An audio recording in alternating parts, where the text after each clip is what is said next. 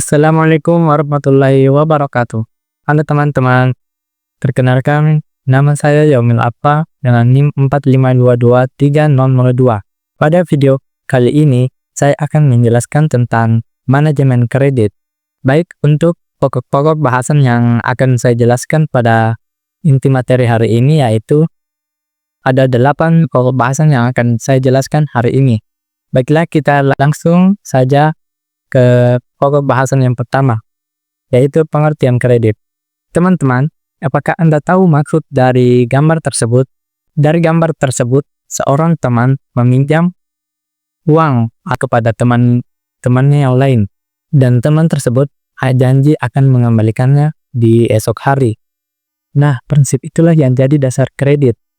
Baik, kita lanjut ke poin selanjutnya, yaitu unsur-unsur kredit. Ada 6 unsur kredit. Yang pertama, yaitu dua pihak, kepercayaan, perjanjian, balas jasa, waktu, dan resiko. Nah, setiap kredit punya 6 unsur penting. Salah satu dari ini, kredit jadi beresiko tinggi. Misalnya, kredit harus ada 2 orang atau lebih. Jika hanya ada 1, tidak akan terjadi kredit. Dan juga misalnya tanpa waktu. Kapan kredit itu mau dibayar? Tanpa kepercayaan, siapa yang mau meminjamkan? Keenam unsur ini menjadi fondasi utama dalam pengelolaan kredit. Baik teman-teman, selanjutnya kita beralih ke poin atau pokok bahasan yang ketiga. Pokok pembahasan yang ketiga yaitu manajemen kredit. Teman-teman tahu tidak? Di dalam manajemen perkreditan, ada yang namanya proses perencanaan, proses pelaksanaan, dan pengawasan pemberian kredit. Nah, tujuannya apa? Tujuannya yaitu tentu untuk mengurangi resiko gagal bayar dan profitabilitas kredit. Nah, di dalam manajemen perkreditan itu ada 3 tahapan. Yang pertama yaitu tahapan analisis, yang kedua tahapan keputusan, dan ketiga tahapan monitoring. Selanjutnya kita beralih ke pokok bahasan yang keempat. Apa pokok bahasan yang keempat? Mari kita lanjut. Selanjutnya yaitu tujuan dan fungsi kredit. Teman-teman, mari kita lihat yang pertama tujuan dari fungsi kredit, yaitu mencari keuntungan, membantu masyarakat, mendorong pertumbuhan ekonomi, dan yang keempat yaitu meningkatkan daya guna uang. Kredit yang pertama yaitu mencari keuntungan. Maksudnya yaitu bank atau lembaga keuangan yang memberikan kredit tujuan untuk mendapatkan keuntungan dari bunga dan biaya administrasi yang dibebankan kepada nasabah. Nah, tujuan yang kedua yaitu membantu masyarakat. Kredit dapat membantu masyarakat untuk memenuhi kebutuhan finansial. Juga seperti saat ingin meminjam rumah, kendaraan, dan yang lain-lain. Yaitu mendorong pertumbuhan ekonomi. Nah, dengan kredit, usaha dapat berkembang, investasi dapat dilakukan, lapangan kerja dapat tercipta, yang pada akhirnya akan berkontribusi pada pertumbuhan ekonomi. Nah, maksud tujuan yang keempat, yaitu meningkatkan daya guna uang. Maksudnya yaitu kredit memungkinkan dana yang tidak digunakan dapat dialokasikan ke berbagai kegiatan produktif, sehingga meningkatkan efisiensi penggunaan uang. Nah, itulah dari tujuan kredit, teman-teman. Nah, selanjutnya kita beralih ke fungsi kredit. Let's go. Saya hanya menyebutkan 4. Yang pertama yaitu hampir sama dengan tujuan kredit, yaitu meningkatkan daya guna uang. Dan yang kedua, pertama saya akan menjelaskan yaitu meningkatkan daya guna uang. Teman-teman, maksud dari fungsi kredit yang pertama yaitu pinjaman kredit memungkinkan debitur atau nasabah untuk menginvestasikan dana pada berbagai usaha seperti produksi, perdagangan, jasa, sehingga meningkatkan produktivitas dan pendapatan. Nah, fungsi yang kedua yaitu meningkatkan peredaran dan lalu lintas uang. Kredit membantu melancarkan peredaran uang baik dalam lokal maupun di luar atau internasional. Yang ketiga yaitu meningkatkan daya guna dan peredaran barang. Kredit dapat membantu mengolah barang yang kurang bermanfaat misalnya melalui kredit ekspor dan impor. Nah, poin selanjutnya yaitu stabilitas ekonomi. Teman-teman, kredit digunakan untuk mengendalikan inflasi dan memenuhi kebutuhan pokok masyarakat. Nah, itulah 4 fungsi dan tujuan dari kredit, teman-teman. Selanjutnya yaitu jenis-jenis kredit. 4 jenis-jenis kredit. Yang pertama berdasarkan jangka waktu, berdasarkan tujuan, berdasarkan jaminan, dan berdasarkan sektor ekonomi. Baik, kita beralih ke jenis kredit berdasarkan jangka waktu. Yang pertama kredit jangka pendek. Yang kedua yaitu kredit menengah atau jangka menengah. 1 sampai 3 tahun dari kredit kendaraan. Yang ketiga, kredit jangka panjang lebih dari 3 tahun dari KPR atau investasi. Selanjutnya yaitu berdasarkan tujuan, yaitu konsumtif dan produktif. Kredit konsumtif itu seperti pembelian barang pribadi, seperti kita ingin membeli HP atau kendaraan.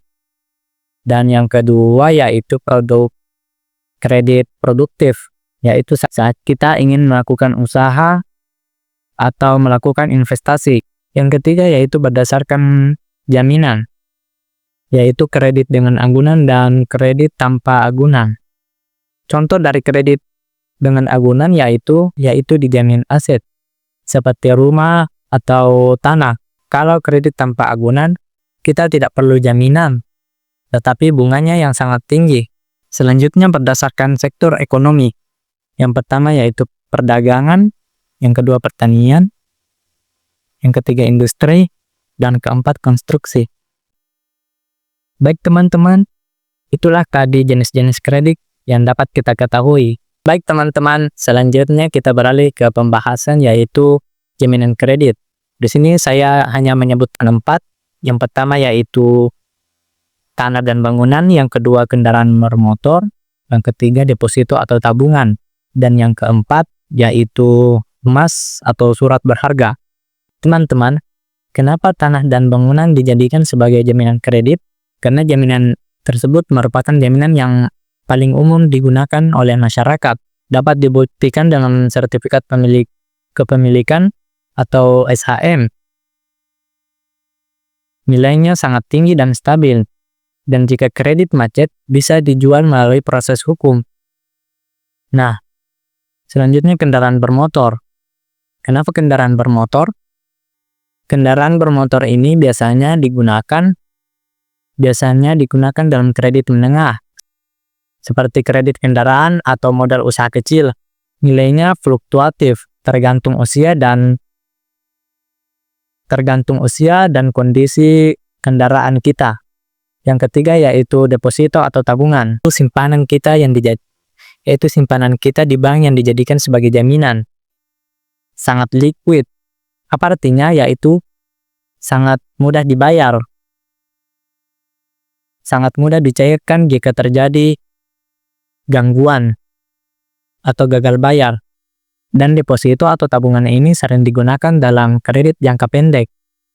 Nah, keempat yaitu emas atau surat berharga, seperti emas batangan, logam mulia, dan surat berharga seperti saham. Atau obligasi, dan digunakan untuk pinjaman keuangan tertentu dalam lembaga keuangan khusus. Itulah tadi 4 jaminan kredit yang saya sebutkan. Sebenarnya masih banyak jaminan-jaminan saat kita melakukan kredit. Tapi di sini karena terbatasnya waktu, teman-teman bisa mencari lebih banyak jaminan kredit yang lainnya. Baik, selanjutnya bahasan yang ke-7. Nah, saat kita melakukan suatu proses kredit, ada yang namanya analisis atau menganalisa seseorang yang melakukan kredit. Yang pertama yaitu karakter. Pertama dalam menganalisis yaitu karakter. Nah, dalam menganalisa karakter ini yaitu kita harus menganalisa kepribadian, itikat baik debitur dalam melunasi utang. Analisis kredit dalam karakter ini dapat dilihat dari jejak pembayaran, wawancara, dan referensi. Yang kedua dalam menganalisa kredit yaitu kapasitas, yaitu kemampuan nasabah dalam menghasilkan pendapatan untuk membayar kredit yang ia pinjam. Analisis selanjutnya yaitu kapital atau modal. Kita dapat melihat seberapa besar modal sendiri yang dimiliki oleh debitur atau nasabah dan menunjukkan sejauh mana nasabah dapat menanggung resiko. Aset atau barang yang dijaminkan sebagai kredit, kita dapat melihat kondisi seperti situasi ekonomi, industri, sosial, dan hukum yang memengaruhi kelangsungan usaha dan kemampuan berbayar. Selanjutnya yaitu constraint, faktor penghambat yang mungkin muncul dari dalam atau luar, seperti hukum, sosial, dan budaya. Teman-teman, itulah tadi 6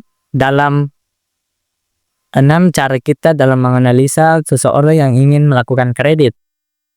Selanjutnya kita beralih ke pokok pembahasan yang terakhir, yaitu kualitas kredit.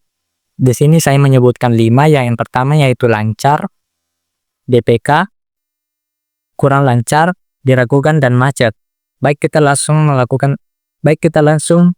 menuju ke poin pertama yaitu lancar. Nah, sekarang kita masuk ke dalam pembahasan penting yang sangat penting dalam manajemen kredit, yaitu kualitas kredit. Menurut OJK atau Otoritas Jasa Keuangan, kualitas kredit dapat dibagi menjadi 5. Yang pertama yaitu lancar. Debitur atau nasabah bayar tepat waktu, pokok dan bunganya aman. Kedua, DPK atau dalam perhatian khusus. Biasanya ada sedikit keterlambatan sampai 90 hari. Kreditur sudah bisa jadi waspada karena biasanya ada masalah. Yang ketiga, kurang lancar. Ini sudah bisa masuk dalam fase rawan, teman-teman. Tunggakan udah lebih dari 3 bulan. Kalau tidak segera ditindak, bisa naik ke level berikutnya. Teman-teman. Nah, selanjutnya, apa masalah selanjutnya? Yaitu diragukan. Debitur makin sulit diajak komunikasi. Wah, ini bahaya nih teman-teman. Pembayaran semakin kacau. Dan terakhir yang paling bahaya yaitu macet. Biasanya lebih dari 180 hari belum ada pembayaran. Kemungkinan besar kredit itu tidak tertagih lagi teman-teman. Makanya, kualitas kredit ini penting sekali untuk dimonitor. Bank harus bisa mendeteksi dari awal dan bertindak sebelum kredit berubah dari lancar menjadi macet. Karena kalau sudah macet, itu bukan sudah buat rugi bank, tetapi bisa ganggu kesehatan bank secara keseluruhan. Nah, baik teman-teman. Itulah tadi 8 pokok bahasan yang sempat saya sampaikan pada video kali ini. Semoga teman-teman mendapatkan manfaat yang saya berikan, mendapatkan manfaat dari video ini. Dan semoga teman-teman sehat selalu. Sebelum mengakhiri video ini, ada beberapa kutipan motivasi yang saya sampaikan. Anda harus mengendalikan uang Anda, atau kekurangan uang akan selamanya mengendalikan Anda. Saya Yumil Arfa, turut terima kasih atas perhatian teman-teman, dan mohon maaf bila ada salah kata. Wassalamualaikum warahmatullahi wabarakatuh.